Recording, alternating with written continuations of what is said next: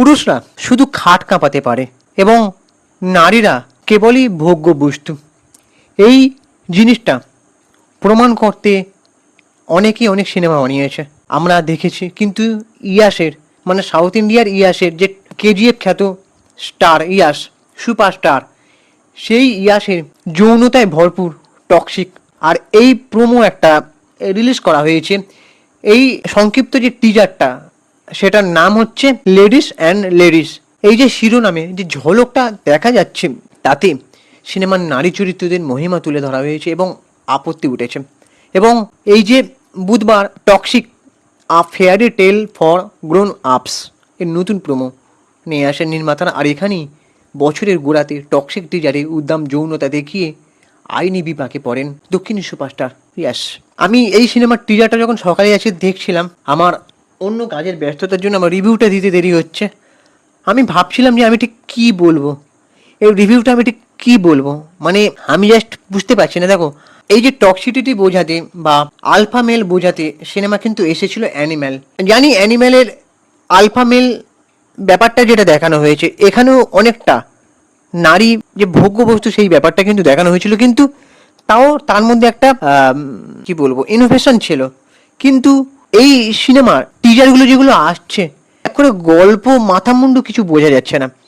জানি সাউথ ইন্ডিয়ার এই যে মারমুখী ব্যাটিং যে অ্যাকশন সিনগুলো থাকে, ভায়োলেন্স থাকে, আমি জানি সেগুলোকে মানে খুব তারা তার জন্য পপুলার এবং তার জন্য সাউথ ইন্ডিয়াটি এগিয়ে যাচ্ছে। কিন্তু একটা জিনিসকে যখন অতিমাত্রায় দেখিয়ে ফেলে বা অতিরঞ্জিত করে ফেলা হয়, তখন জিনিসটা আর ভালো লাগে না।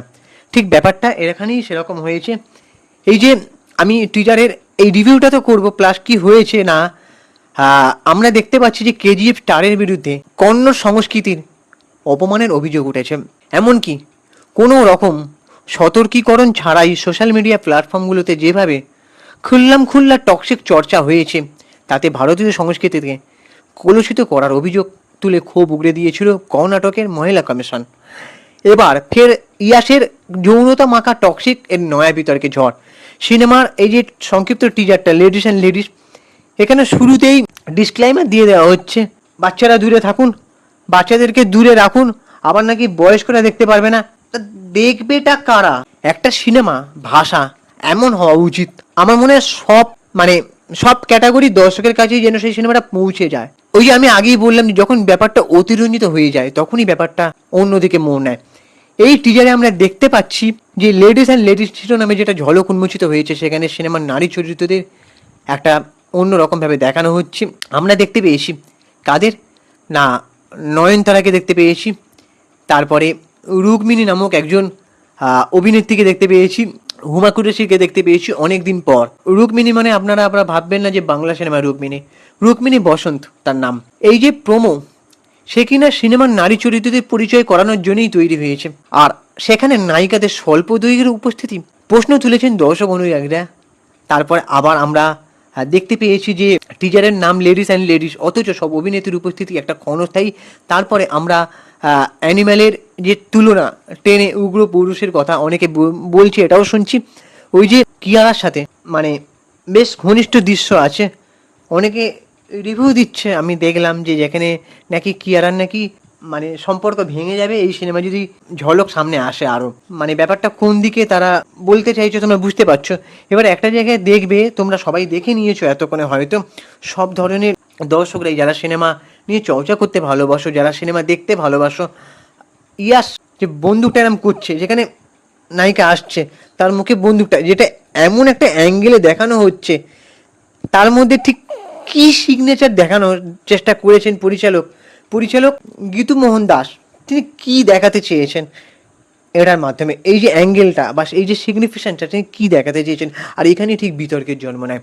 আর এখানে অনেকেই হয়তো সংস্কৃতির অপমান বলবে, বা তাদের অনেকের আপত্তি, বা বেশি করে যৌনতাকে প্রচার করা, মেয়েদেরকে ভোগ্য বস্তু বানানো, কিংবা পুরুষদের শুধু কি খাট কাঁপানোর দম্ভ থাকে, এটা কিন্তু অনেকেই বলবে। এরকম সমালোচনা স্বাভাবিক আসবে। অন্ধকার জগৎ গ্যাংস্টার মাথা সিনে দুনিয়ার পর্দায় নতুন নয়। আমরা জানতাম যে এই সিনেমাটা ধুরন্ধরের সাথে রিলিজ হওয়ার কথা ছিল, কিন্তু ধুরন্ধরের দাপটে আমি বলবো না, তখন পাশ্চাত্য দেশগুলোর একটা ঝামেলা চলছিল, সেই সময় ইরান এর যুদ্ধ চলছিল, তখনই তারা সিদ্ধান্ত নেয় নির্মাতারা যে সিনেমাটা রিলিজ পিছিয়ে দেবে। কিন্তু তারা যে সময় রিলিজের সিদ্ধান্ত নিয়েছিল তার মধ্যে ধুরন্ধর একাই বাজিমাত করেছিল, তারা কিন্তু রিলিজ পিছাপা হয়নি। ধুরন্ধর তখনও তারা রিলিজ দিতে সাহস পাচ্ছিল না। এখন অবশেষে তারা যখন একের পর এক প্রোমো আনছে, টিজার আনছে সংক্ষিপ্ত, তখন বারবার মানে বিতর্কের জন্ম দিচ্ছে। আগের টিজারগুলো তো এত বিতর্কের জন্ম দেয়নি। এখানে যে লেডিস অ্যান্ড লেডিসটা নিয়েই মনে হয় বিতর্কের বেশি জন্ম দিয়েছে। এই যে toxic fairy tale for grown আপস এই নামে, আর টিজারেই তিনি বুঝিয়ে দেন যে সর্বনাশী খেলা প্রাপ্তবয়স্কদের জন্য। দেখো, একটা সিনেমা শুধুমাত্র প্রাপ্তবয়স্কদের জন্যই শুধু হবে তা কিন্তু নয়। সিনেমার ভাষা সব রকম দর্শকদের জন্য হওয়া উচিত। গীতু মোহনদাস সিনেমার পরিচালনা করেছেন, একটা অন্ধকার জগতের রূপকথা দেখাতে চেয়েছেন তিনি, তার মতন করে স্টাইল দেখাতে চেয়েছেন। ইতিমধ্যে অ্যাকশন দৃশ্যগুলো বেশ প্রশংসনীয়, যেখানে মাদক চক্র, অপরাধ আর ক্ষমতার দাপটে সে সময় আধিপত্য বিস্তার করেছে এক নিষ্ঠুর সাম্রাজ্য। কতটা নিষ্ঠুর, কতটা অন্ধকার জানতে হলে আমাদেরকে অপেক্ষা করতে হবে। তবে এই সিনেমার ইয়াশকে ভালো লাগছে। তবে আমার যেটুকু টিজারটা দেখে মনে হলো, সব থেকে বেশি যদি কেউ নজর কেড়ে থাকে সেটা হচ্ছে নয়নতারা। ইয়েস, আমার মতামতের সঙ্গে আপনাদের মতামত নাও মিলতে পারে, কিন্তু আমার নয়নতারাকে বেশ মানে পরিমার্জিত এবং মানে কি বলবো, মানে আমার তাকে বেশ স্মার্ট লেগেছে এবং অসম্ভব তার লুক অ্যান্ড ফিলটা আমার বেশ দারুণ লেগেছে। এবং নয়নতারা প্রমাণ করেছিল জওয়ান সিনেমাটার মাধ্যমে যে সে কীরকম দক্ষ দাপুটে অভিনেত্রী। নয়নতারার মধ্যে প্রচুর ট্যালেন্ট আছে, মানে কি বলবো, তার মধ্যে প্রচুর মানে ক্যাপাসিটি আছে। সেটা এই সিনেমার মধ্যে আমরা যেটুকু ঝলক দিলাম আমার তাই মনে হলো। এবার বাকি এই যে নানান রকম বিতর্ক পেরিয়ে সিনেমাটা কতটা দর্শকদের মন জয় করতে পারে সেটা দেখার। তবে আমার কিছুটা সংশয় হচ্ছে যে আদৌ কেজিএফের মতন ব্যবসা করতে পারবে। মানে কেজিএফ করে যেভাবে ইয়াস সাড়া ফেলে দিয়েছিলেন বক্স অফিসে, দেখুন একটা কথা কিন্তু মানতে হবে, কেজিএফ স্টার ইয়াসের লুক, তার যেভাবে হেয়ার স্টাইল, তার দাড়ি, অসাম হ্যান্ডসাম লুক তার, এমনকি তার লুক, তার মানে রিয়াকশান খুব সুন্দর।